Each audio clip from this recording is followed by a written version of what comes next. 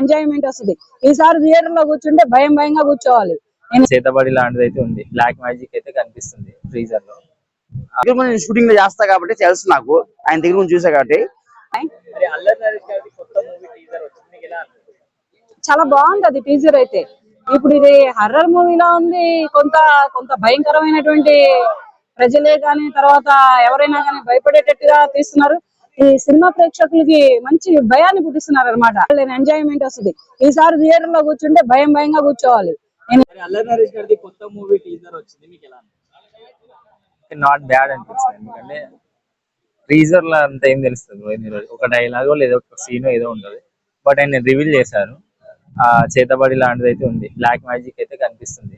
చేతబడి లాంటిది అయితే ఉంది, బ్లాక్ మ్యాజిక్ అయితే కనిపిస్తుంది ఫ్రీజర్ లో. ఎందుకంటే ఆ సీరియస్ ఆ విధానం చూస్తే మాత్రం సినిమా మాత్రం మామూలుగా ఫ్రెండ్లీగా ఉండదని మళ్ళీ అప్పుడు